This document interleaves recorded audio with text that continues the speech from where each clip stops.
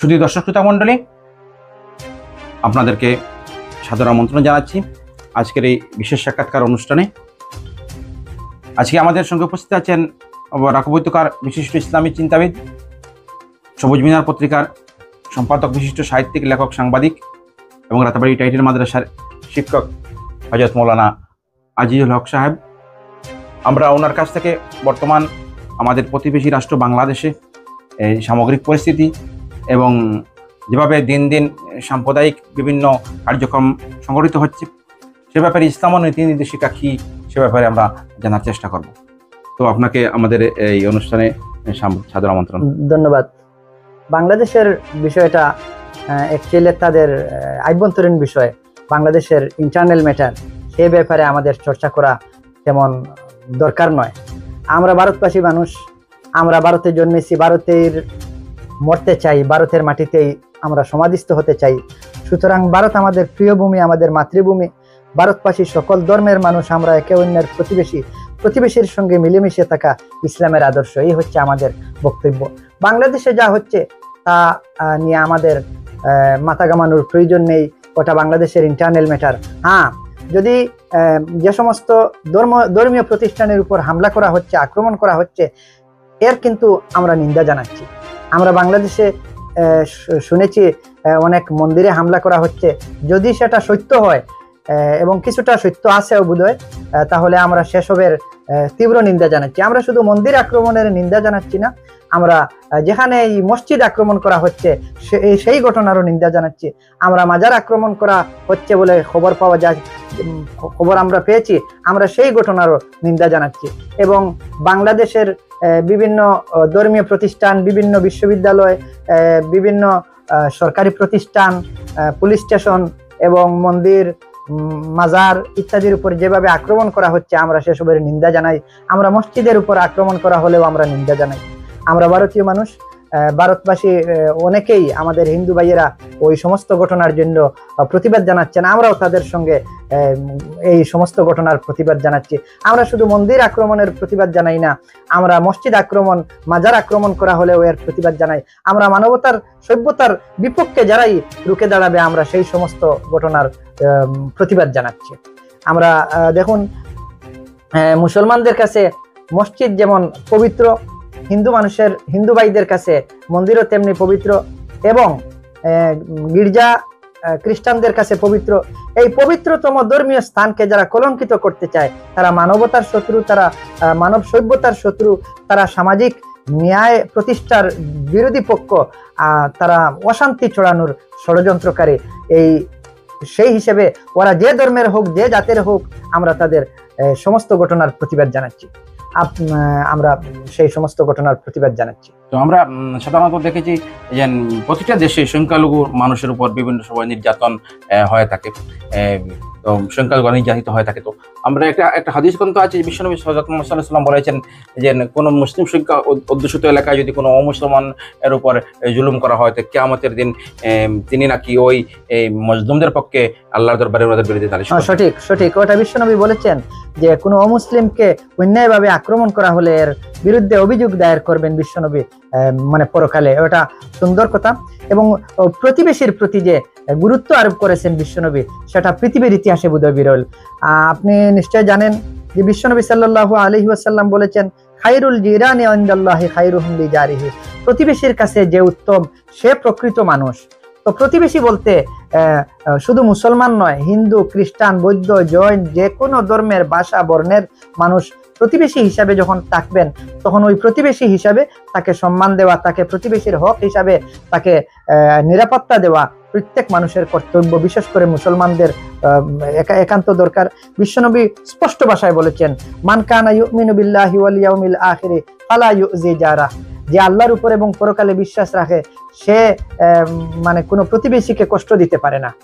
এর মানে প্রতিবেশীকে যারা কষ্ট দেয়, প্রতিবেশী মুসলমান বা অমুসলমান যে কেউ হোক না কেন, তাকে যারা কষ্ট দিবে এরা প্রকৃত মুসলমান বলে দাবি করতে পারে না। তার মানে বিশ্বনবী হযরত মুহাম্মদ সাল্লাল্লাহু আলাইহি ওয়াসাল্লাম মুসলমানদের প্রতি, পাড়া প্রতিবেশী অমুসলমান তাদের প্রতি আলাদা কর্তব্য এবং তাদের দায়িত্ব সম্পর্কে নীতি নির্দেশিকা দিয়েছেন। আপনি শুনলে অবাক লাগবেন, মদিনায় একদিন বিশ্বনবী বিশ্বনবী সাল্লাল্লাহু আলাইহি ওয়াসাল্লামের কাছে বিদেশ থেকে প্রায় 60 জন পাদ্রী এবং পুরোহিত বিশ্বনবীর সঙ্গে দেখা করতে এলেন। তখন এক পর্যায়ে মাগরিবের আজান হয়ে গেল। তখন বিশ্বনবী সাল্লাল্লাহু আলাইহি ওয়াসাল্লাম এবং সাহাবায়ে কেরাম মসজিদে নববীতে নামাজের জন্য প্রস্তুতি নিচ্ছেন। তখন ওই বিদেশি অন্য ধর্মের পুরোহিত যারা, তারা অনুমতি চাইলেন যে তারা তাদের কিছুটা উপাসনা করবে। তখন বিশ্বনবী অনুমতি দিয়েছেন এবং সামান্য মানে উপাসনা করতে পারেন, আপনাদের উপাসনা করতে পারেন।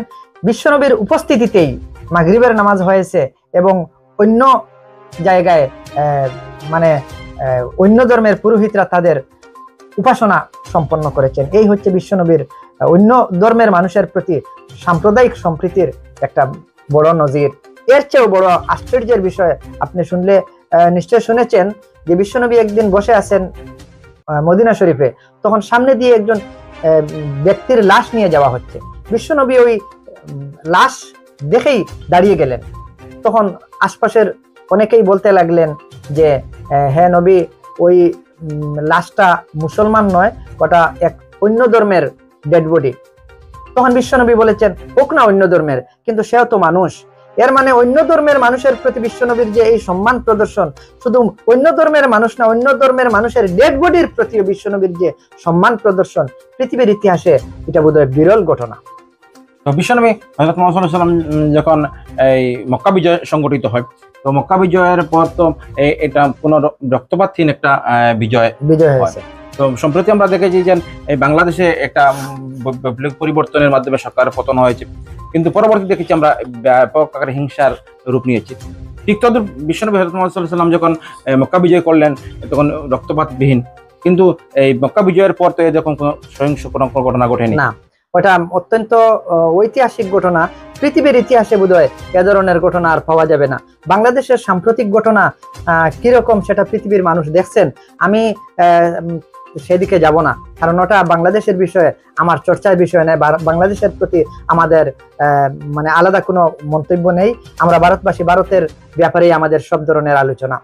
তো বিশ্বনবী সাল্লাল্লাহু আলাইহি ওয়াসাল্লাম যখন মক্কা বিজয় করলেন, মক্কায় আবার মদিনা থেকে আসলেন, তখন মক্কার অমুসলিমরা ভয়ে কম্পমান হয়ে গিয়েছিলেন যে আজ বিশ্বনবী মক্কা দখল করে নিয়েছেন, মক্কা বিজয় হয়েছে, মুসলমানদের দখলে গিয়েছে, এবং যে হযরত মুহাম্মদকে আমরা হত্যার ষড়যন্ত্র করেছিলাম, এই মক্কা ভূমি থেকে, জন্মভূমি থেকে তাকে মদিনায় যেতে বাধ্য করেছিলাম, তিনি আজ মক্কা দখল করেছেন।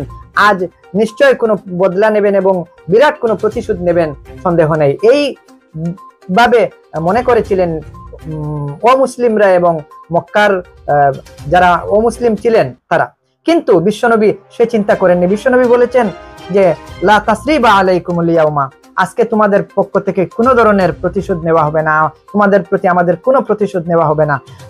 ইযহাবু ওয়া আনতুমুত তুলাকা, বিশ্বনবী স্পষ্ট ভাষায় বলেছেন আপনারা স্বাধীনভাবে চলাফেরা করুন, শান্তিতে চলাফেরা করুন, আজ আপনাদের প্রতি আমাদের কোনো আক্রোশ নেই। এই হচ্ছে বিশ্বনবীর মানে মানবতার প্রতি, মানুষের প্রতি, অন্য ধর্মের প্রতি মানে শান্তি প্রতিষ্ঠার প্রতি বিশ্বনবীর মানে আদর্শ এবং বিশ্বনবীর কালচার। আপনার সাম্প্রদায়িক সম্প্রীতি স্থাপনে বিশ্বনবীর যে অবদান, এটা অত্যন্ত উল্লেখযোগ্য ঘটনা। মানে ওই যে সাম্প্রদায়িক দ্বন্দ্ব বা রায়াট, এর নিরসনে বিশ্বনবী যে উদ্যোগ নিয়েছিলেন, সমস্ত জীবন বিশ্বনবী সাল্লাল্লাহু আলাইহি ওয়াসাল্লাম শান্তি প্রতিষ্ঠার জন্য, সাম্প্রদায়িক সম্প্রীতি প্রতিষ্ঠার জন্য ভূমিকা নিয়েছেন। আপনারা নিশ্চয় জানেন বিশ্বনবী ছোটবেলা যখন কম বয়স প্রাপ্ত ছিলেন, তখন একবার মক্কার কাবা শরীফের কোনায় বেহেশতি পাথর হজরে আসওয়াদ স্থাপন করা নিয়ে বিরাট রায়াট হওয়ার উপক্রম হয়েছিল। বিভিন্ন জাতিগোষ্ঠী ধর্মের মানুষের মধ্যে দ্বন্দ্ব এবং বিশাল রক্তপাতের একটা সম্ভাবনা দেখা দিয়েছিল। কিন্তু সেই সময়েও বিশ্বনবী উল্লেখযোগ্য ভূমিকা নিয়েছিলেন।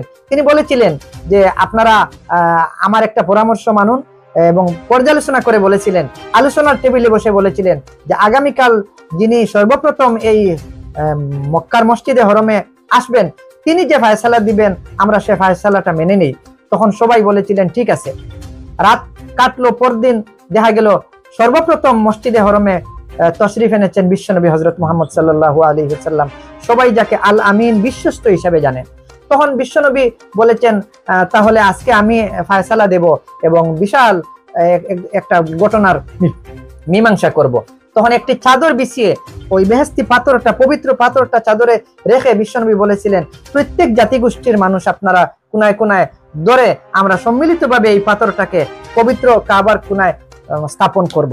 তো ওই যে সর্ব জাতিগোষ্ঠীর মানুষকে নিয়ে চলা এবং বড় ধরনের মানে রক্তপাত থেকে বাঁচার জন্য যে আলোচনার টেবিল তৈরি করা, ওটা বিশ্বনবীর আদর্শ। এবং সেদিন যদি তিনি এই আদর্শকে লালিত না করতেন, প্রচার না করতেন, তাহলে তখন বিভিন্ন জাতিগোষ্ঠীর মধ্যে এই বেহেশতি পাথর স্থাপন করাকে কেন্দ্র করে রক্তের বন্যা বয়ে যেত, এটা ইতিহাস সাক্ষী। তো এখানে দুইটা বিষয় লক্ষণীয়। এখানে সবচেয়ে বড় বিষয় হলো বিশ্বনবী সাল্লাল্লাহু আলাইহি ওয়াসাল্লাম সর্বদা নিজের চ্যাপ্টার পেশ করার আগে নিজের ক্যারেক্টার পেশ করেছেন।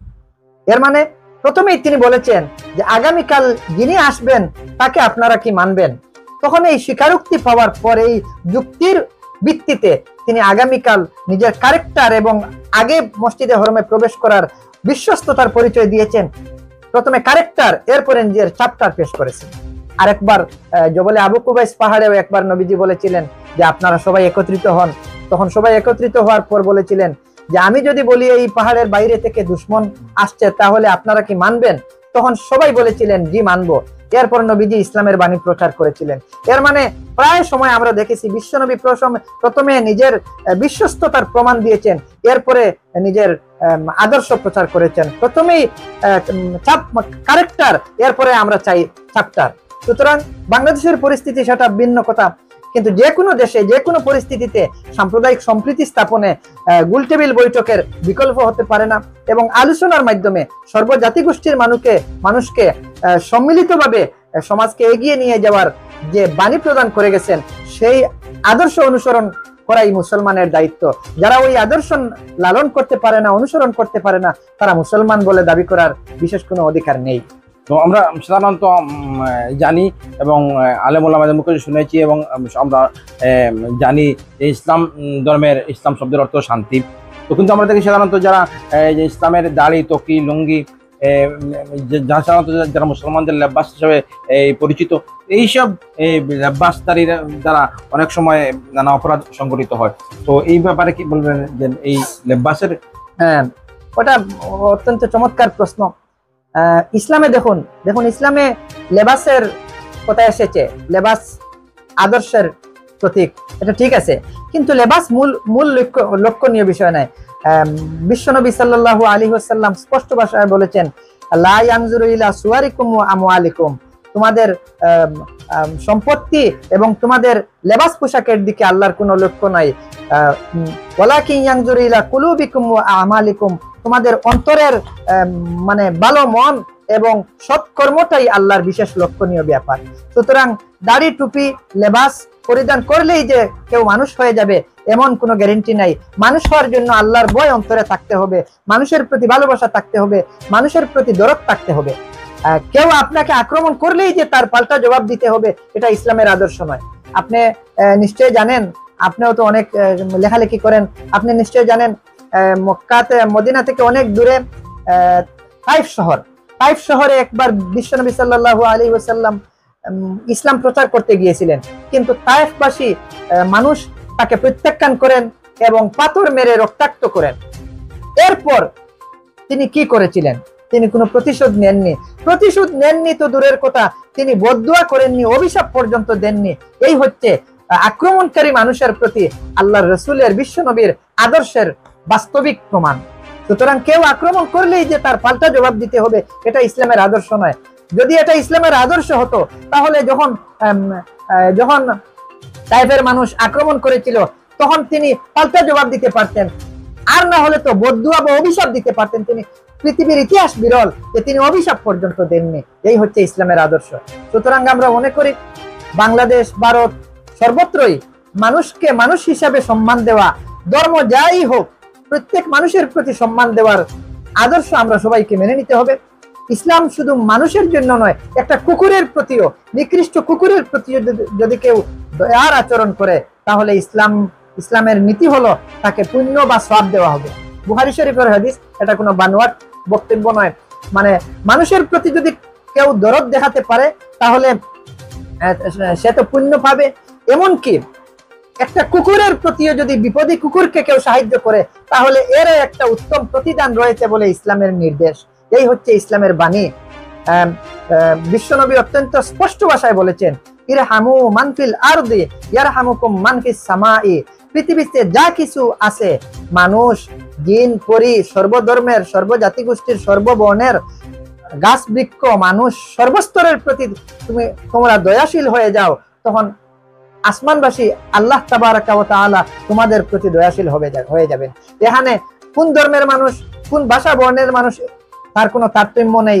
শুধু মানুষ নয়, একেবারে গাছ বৃক্ষের প্রতিও দয়া করার জন্য এই বাণীতে বিশ্বনবী স্পষ্ট ভাষায় নির্দেশ দিয়েছেন। ইসলামের মূল বাণী হলো শান্তি, এবং বিশ্বনবী মুহাম্মদ সাল্লাল্লাহু আলাইহি ওয়াসাল্লাম প্রেমময় ইসলামের প্রচার করে গেছেন। সাহাবায়ে কেরাম এবং আমরা পরবর্তী যুগে অলিয়া কেরাম এই প্রেমময় ইসলামের, কিন্তু আমরা দেখছি যে আমাদের মতো কিছু মুসলমান নামদারি মানুষের কারণে ইসলাম কলুষিত হচ্ছে, নানা অপরাধমূলক কাজকর্মে নামদারি মুসলমানরা জড়িত। তো আপনি কি বলবেন যে আমরা সেই মুহাম্মদী ইসলামী দিন থেকে আমরা সরে গিয়েছি? ওটা অন্য কথা। এত সব প্রশ্নের জবাব এই মুহূর্তে দেওয়া মানে ঠিক হবে বলে আমি মনে করি না। তবে মানে মুসলমান যারা, তারা কখনো অপরাধ করতে পারে না, আর যারা অপরাধ করে, শরীয়তের বিরোধিতা করে, তারা মুসলমান বলে দাবি করার তেমন অধিকার রাখে না। সুতরাং যে কারো আচরণকে ইসলামের আদর্শ হিসেবে ঢালাওভাবে প্রচার করা, এটা মানে আমরা সমর্থন করি না। বিভিন্ন সময়ে আমরা দেখেছি মানে ইসলামী লেবাস পরিধান করে, ইসলামী টুপি পাঞ্জাবি পরিধান করে অনেকে অপরাধ করতে পারেন। শুধু ইসলামে নয়, সব ধর্মের মানুষের মধ্যেও এটা আছে। কিন্তু প্রত্যেক ধর্মের মধ্যে এই বাণী আছে যে মানুষকে সাহায্য করা, মানুষকে ভালোবাসা প্রদান করা। হত্যা করা, মানুষকে আক্রমণ করা কোন ধর্মের আদর্শে নেই, এটা আমরা বিশ্বাস করি। তো সুতরাং আমরা আশা করব বাংলাদেশের এই টোটাল পরিস্থিতিকে কেন্দ্র করে আমরা শান্তির পথে এগুতে চাই। আমরা বিশেষ করে ভারতের কথা আমি বলবো, আমি বাংলাদেশের কথা অত বেশি বলতে যাবো না। এ বিষয়ে চর্চা করা আমার এত অধিকারে পড়ে না। এটা অন্য দেশ, আমার দেশ ভারতবর্ষ। আমরা ভারতে জন্মেছি এবং ভারতের মাটিতেই হিন্দু, মুসলিম, খ্রিস্টান, বৌদ্ধ সকল মানুষকে নিয়েই আমরা প্রতিবেশী হিসেবে আমরা এই আদর্শ ভারতবর্ষ গড়ে তুলতে চাই। আগামী স্বাধীনতা দিবসে আমরা এই ভারতবর্ষের সম্মান বিশ্বের দরবারে উঁচু আসনে তুলে ধরার আগ্রহ প্রকাশ করছি। যেহেতু আপনি একজন ইসলামী চিন্তাবিদ, যে প্রতিবেশী রাষ্ট্র বাংলাদেশ, এটা সংখ্যাগরিষ্ঠ মানুষ মুসলিম, তো আপনি মুসলিম বাংলাদেশি যারা মুসলমান আছেন তাদের উদ্দেশ্যে কি বলতে চাইবেন? আমি বাংলাদেশি মুসলমানদের উদ্দেশ্যে এই বার্তা দিতে চাই যে আপনারা একথা ভেবে রাখুন, বাংলাদেশের মধ্যে যারা সংখ্যালঘু এরা হিন্দু, ভারতের মধ্যে যারা সংখ্যালঘু এরা মুসলিম, অন্যান্য দেশেও কিছু কিছু দেশ আছে সংখ্যালঘু খ্রিস্টান, অন্যান্য দেশে জৈন ধর্ম। তো সংখ্যাগুরু যারা, তাদের দায়িত্ব হবে সংখ্যালঘু মানুষকে সহায়তা করা এবং প্রতিবেশী হিসাবে সহযোগিতা করা। মানে দুর্বল মানুষের প্রতি অন্যায় আচরণ করা, এটা কোন ধর্মের আদর্শ নয়। সুতরাং প্রত্যেক ধর্মের মানুষকে, তার চাইতে সংখ্যালঘু যে কোনো ধর্মের মানুষকে নিরাপত্তা দেওয়া, এটা প্রত্যেক ধর্মের আচরণ এবং আদর্শ বলে আমরা বিশ্বাস করি। বিশ্বনবী সাল্লাল্লাহু আলাইহি ওয়াসাল্লাম তো বিশ্বে শান্তি এবং সম্প্রীতির বাতাবরণ সৃষ্টি। পরবর্তীতে হযরত খলিফাতুল মুসলিমিন ওমর রাদিয়াল্লাহু তাআলার সময় একটা মসজিদের একটা গির্জার সম্মুখে নামাজ পড়া নিয়ে ঠিক অত্যন্ত সুন্দর প্রসঙ্গ টেনেছেন। ওই বিষয়টা হচ্ছে ওই দ্বিতীয় খলিফা হযরত উমর ফারুক রাদিয়াল্লাহু আনহু। উমর ফারুক রাদিয়াল্লাহু আনহু এক সময় শান্তি চুক্তির জন্য বর্তমান বিশ্বে খুব চর্চিত যে নামটা ফিলিস্তাইনের জেরুজালেমে গিয়েছিলেন। ফিলিস্তাইনে তো আমাদের মসজিদে আকসা রয়েছে, যেটা মুসলমানদের পূর্ব কিবলা ছিল। তো সেই জেরুজালেমের এক গির্জার পাশে শান্তি চুক্তির জন্য যখন গিয়েছিলেন হযরত উমর ফারুক, তখন গির্জার পুরোহিতরা তাকে এক সময়ে নামাজ পড়ার অনুমতি দিয়েছিলেন গির্জার পাশে, কিন্তু তিনি সেখানে নামাজ পড়েননি।